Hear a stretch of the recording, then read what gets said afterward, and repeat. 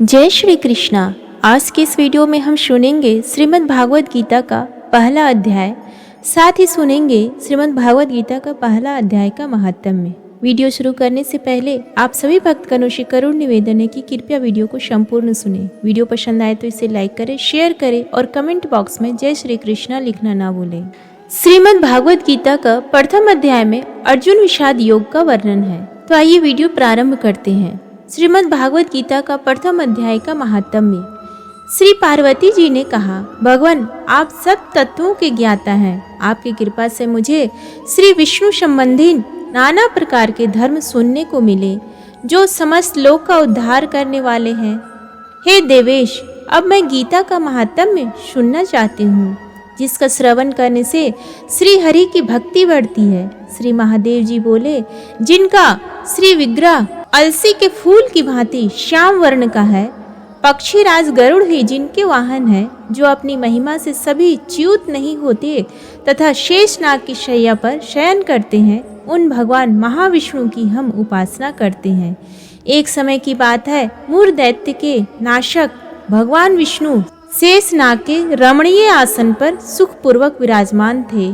उस समय समस्त लोगों को आनंद देने वाली भगवती लक्ष्मी जी ने आदर पूर्वक प्रश्न किया। लक्ष्मी जी ने पूछा, भगवान आप संपूर्ण जगत का पालन करते हुए भी अपने ऐश्वर्य के प्रति उदासीन से होकर जो इस क्षीर सागर में नींद ले रहे हैं, इसका क्या कारण है? श्री भगवान बोले, हे सुमुखी, मैं नींद नहीं लेता हूँ, अपितु तत्व का अनुसरण करने वाली अंतर्दृष्टि के द्वारा अपने ही माहेश्वर तेज का साक्षात्कार कर रहा हूँ। यह वही तेज है जिसका योगी पुरुष कुशाग्र बुद्धि के द्वारा अपने अंतःकरण में दर्शन करते हैं तथा जिसे मीमांसक विद्वान वेदों का सार तत्व निश्चित करते हैं। वह माहेश्वर तेज एक अजर प्रकाश स्वरूप आत्मरूप रोग शोक से रहित अखंड आनंद का पुंज निष्पन्द तथा द्वैत रहित है।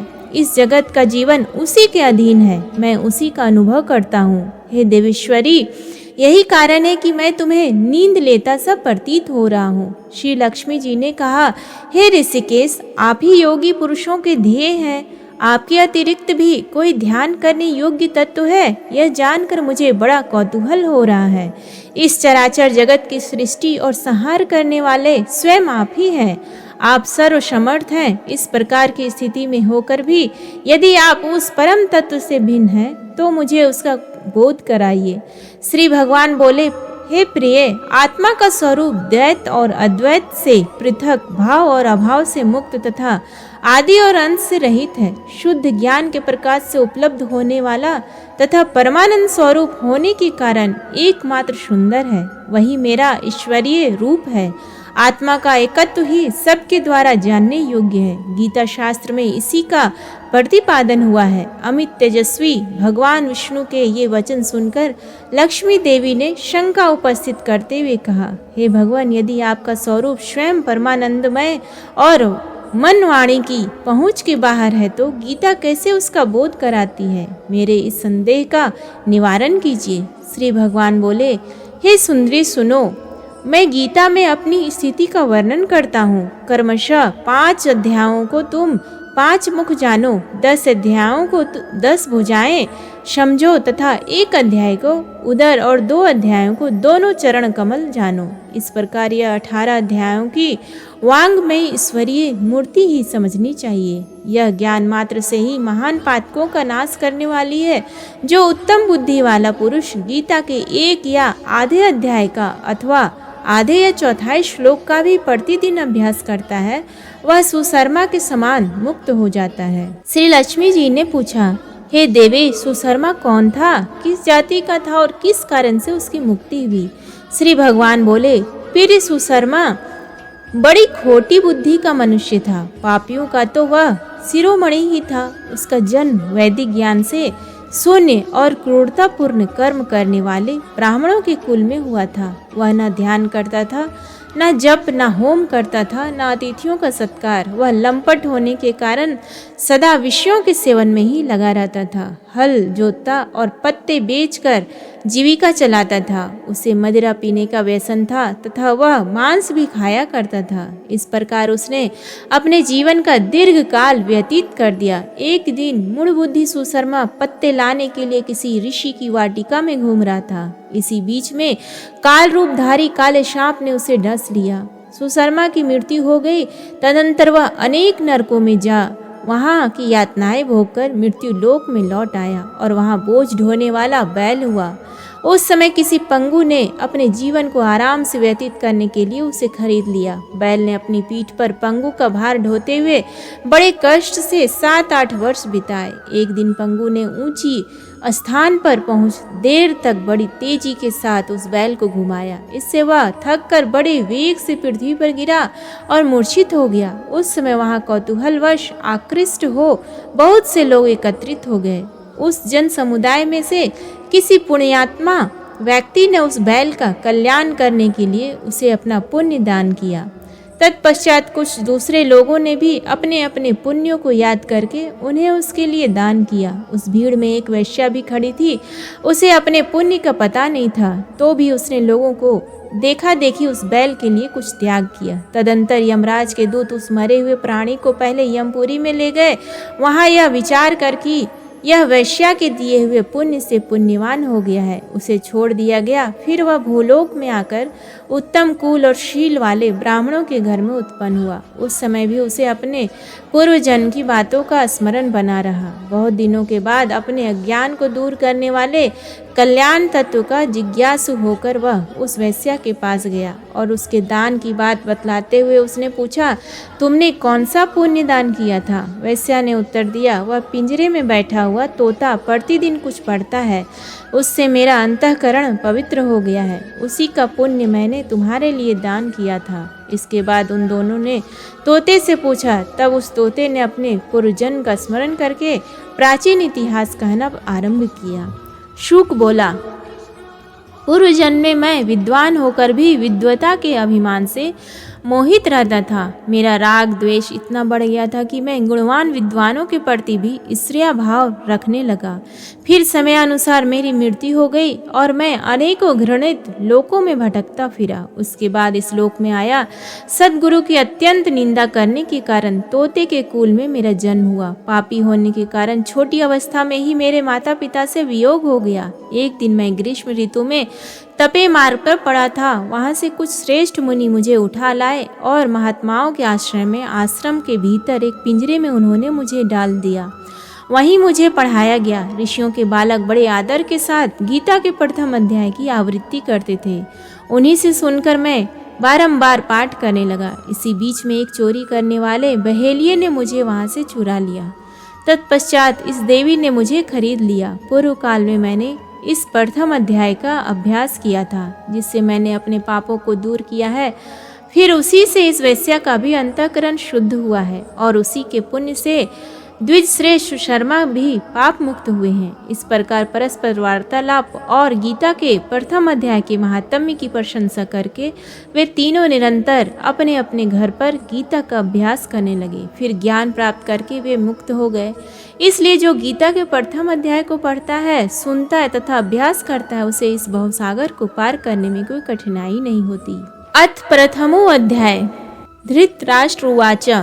धृतराष्ट्र बोले, हे संजय, धर्म भूमि कुरुक्षेत्र में एकत्रित युद्ध की इच्छा वाले मेरे पांडु के पुत्रों ने क्या किया? संजय बोले, उस समय राजा दुर्योधन ने व्यूह रचना युक्त पांडवों की सेना को देखकर और द्रोणाचार्य के पास जाकर यह वचन कहा, हे आचार्य, आपके बुद्धिमान शिष्य द्रुपद पुत्र धृष्टद्युम्न के द्वारा व्यूहकार खड़ी की हुई पांडुपुत्रों की इस बड़ी भारी सेना को देखिए। इस सेना में बड़े बड़े धनुषों वाले तथा युद्ध में भीम और अर्जुन के समान सूरवीर सात्विक और विराट तथा महारथी राजा द्रुपद, धृष्टकेतु और चेकितान तथा बलवान काशीराज, पुरुजित, कुंती भोज और मनुष्यों में श्रेष्ठ शैब्य, पराक्रमी युधामन्यु तथा बलवान उत्तमौजा, सुभद्रा पुत्र अभिमन्यु और द्रौपदी के 5 पुत्र, ये सभी महारथी हैं। हे ब्राह्मण श्रेष्ठ, अपने पक्ष में भी जो प्रधान है उनको आप समझ लीजिए। आपकी जानकारी के लिए मेरी सेना के जो सेनापति हैं उनको बतलाता हूँ। आप द्रोणाचार्य और पितामह भीष्म तथा कर्ण और संग्राम विजय कृपाचार्य तथा वैसे ही अश्वत्थामा विकर्ण और सोमदत्त का पुत्र भूरिश्रवा और भी मेरे लिए जीवन की आशा त्याग देने वाले बहुत से सूरवीर अनेक प्रकार के अस्त्रों शस्त्रों से सुसज्जित और सब के सब युद्ध में चतुर हैं। भीष्म पितामह द्वारा रक्षित हमारी वह सेना सब प्रकार से अजेय है और भीम द्वारा रक्षित इन लोगों की यह सेना जीतने में सुगम है। इसलिए सब मोर्चा पर अपनी अपनी जगह स्थित रहते हुए आप लोग सभी निसंदेह भीष्म पितामह की ही सब ओर से रक्षा करें। कौरवों में वृद्ध बड़े प्रतापी पितामह भीष्म ने उस दुर्योधन के हृदय में हर्ष उत्पन्न करते हुए उच्च स्वर से सिंह की दहाड़ के समान गरज कर शंख बजाया। इसके पश्चात शंख और नगाड़े तथा ढोल मृदंग और नरसिंह आदि बाजे एक साथ ही बज उठे। उनका वह शब्द बड़ा भयंकर हुआ। इसके अनंतर सफेद घोड़ों से युक्त उत्तम रथ में बैठे हुए श्री कृष्ण महाराज और अर्जुन ने भी अलौकिक शंख बजाए। श्री कृष्ण महाराज ने पांचजन्य नामक, अर्जुन ने देवदत्त नामक और भयानक कर्म वाले भीमसेन ने पौंड्र नामक महाशंख बजाया। कुंती पुत्र राजा युधिष्ठिर ने अनंत विजय नामक और नकुल तथा सहदेव ने सुघोष और मणिपुष्पक नामक शंख बजाए। श्रेष्ठ धनुष वाले काशीराज और महारथी शिखंडी और धृष्टद्युम्न तथा राजा विराट और अजय सात्यकी राजा द्रुपद और द्रौपदी के पांचों पुत्र और बड़ी भुजा वाले सुभद्रा पुत्र अभिमन्यु, इन सभी ने हे राजन सब ओर से अलग अलग शंख बजाए और उस भयानक शब्द ने आकाश और पृथ्वी को भी गुंजाते हुए धृतराष्ट्रों के अर्थात आपके पक्ष वालों के हृदय विदीर्ण कर दिए। अर्जुन उवाचा, हे राजन, इसके बाद कपिध्वज अर्जुन ने मोर्चा बांधकर डटे हुए धृतराष्ट्र संबंधियों को देखकर उस शस्त्र चलाने की तैयारी के समय धनुष उठाकर ऋषिकेश श्री कृष्ण महाराज से यह वचन कहा, हे अच्युत, मेरे रथ को दोनों सेनाओं के बीच में खड़ा कीजिए और जब तक कि मैं युद्ध क्षेत्र में डटे हुए युद्ध के अभिलाषी इन विपक्षी योद्धाओं को भली प्रकार देख न लूं, इस युद्ध रूप व्यापार में मुझे किन किन के साथ युद्ध करना योग्य है तब तक उसे खड़ा रखिए। दुर्बुद्धि दुर्योधन का युद्ध में हित चाहने वाले जो ये राजा लोग इस सेना में आए हैं, इन युद्ध करने वालों को मैं देख लूंगा। संजय बोले, हे धृतराष्ट्र, अर्जुन द्वारा इस प्रकार कहे हुए महाराज श्री कृष्णचंद्र ने दोनों सेनाओं के बीच में भीष्म और द्रोणाचार्य के सामने तथा संपूर्ण राजाओं के सामने उत्तम रथ को खड़ा करके इस प्रकार कहा कि हे पार्थ, युद्ध के लिए जुटे हुए इन कौरवों को देख। इसके बाद पृथापुत्र अर्जुन ने उन दोनों सेनाओं में स्थित ताऊ चाचों को, दादों परदादों को, गुरुओं को, मामाओं को, भाइयों को, पुत्रों को, पौत्रों को तथा मित्रों को, ससुरों को और सुहृदों को भी देखा। उन उपस्थित संपूर्ण बंधुओं को देखकर वे कुंती पुत्र अर्जुन अत्यंत करुणा से युक्त होकर शोक करते हुए यह वचन बोले। अर्जुन बोले, हे कृष्ण, युद्ध क्षेत्र में डटे हुए युद्ध के अभिलाषी इस 100 जन समुदाय को देखकर मेरे अंग शिथिल हुए जा रहे हैं और मुख सूखा जा रहा है तथा मेरे शरीर में कंप और रोमांच हो रहा है। हाथ से गांडीव धनुष गिर रहा है और त्वचा भी बहुत जल रही है तथा मेरा मन भ्रमित हो रहा है, इसलिए मैं खड़ा रहने को भी समर्थ नहीं हूँ। हे केशव, मैं लक्षणों को भी विपरीत देख रहा हूँ तथा युद्ध में 100 जन समुदाय को मारकर कल्याण भी नहीं देखता। हे कृष्ण, मैं ना तो विजय चाहता हूँ और न राज्य तथा सुखों को ही। हे गोविंद, हमें ऐसे राज्य से क्या प्रयोजन है अथवा ऐसे भोगों से और जीवन से भी क्या लाभ है। हमें जिनके लिए राज्य भोग और सुखादि अभिष्ट हैं, ये ही वे धन है और जीवन की आशा को त्याग कर युद्ध में खड़े हैं। गुरुजन, ताऊ, चाचे, लड़के और उसी प्रकार दादे, मामे, ससुर, पौत्र, साले तथा और भी संबंधी लोग हैं। हे मधुसूदन, मुझे मारने पर भी अथवा तीनों लोकों के राज्य के लिए भी मैं इन सब को मारना नहीं चाहता, फिर पृथ्वी के लिए तो कहना ही क्या। हे जनार्दन, धृतराष्ट्र के पुत्रों को मारकर हमें क्या प्रसन्नता होगी। इन आतताइयों को मार कर तो हमें पाप ही लगेगा। अतएव हे माधव, अपने ही बांधव धृतराष्ट्र के पुत्रों को मारने के लिए हम योग्य नहीं हैं, क्योंकि अपने ही कुटुंब को मारकर हम कैसे सुखी होंगे। यद्यपि लोभ से भ्रष्ट चित्त हुए ये लोग कुल के नाश से उत्पन्न दोष को और मित्रों से विरोध करने में पाप को नहीं देखते, तो भी हे जनार्दन, कुल के नाश से उत्पन्न दोष को जानने वाले हम लोगों को इस पाप से हटने के लिए क्यों नहीं विचार करना चाहिए। कुल के नाश से सनातन कुल धर्म नष्ट हो जाते हैं। धर्म के नाश हो जाने पर संपूर्ण कुल में पाप ही फैल जाता है। हे कृष्ण, पाप के अधिक बढ़ जाने से कुल की स्त्रियां अत्यंत दूषित हो जाती हैं, और हे वार्ष्णेय, स्त्रियों के दूषित हो जाने पर वर्ण संकर उत्पन्न होता है। वर्ण संकर कुल घातियों को और कुल को नरक में ले जाने के लिए ही होता है। लुप्त हुई पिंड और जल की क्रिया वाले अर्थात श्राद्ध और तर्पण से वंचित इनके पितर लोग भी अधोगति को प्राप्त होती हैं। इन वर्ण संकर कारक दोषों से कुल घातियों की सनातन कुल धर्म और जाति धर्म नष्ट हो जाते हैं। हे जनार्दन, जिनका कुल धर्म नष्ट हो गया है, ऐसे भी मनुष्यों का अनिश्चित काल तक नरक में वास होता है, ऐसा हम सुनते आए हैं। हाँ अशोक, हम लोग बुद्धिमान होकर भी महान पाप करने को तैयार हो गए हैं, जो राज्य और सुख के लोभ से स्वजनों को मारने के लिए उद्यत हो गए हैं।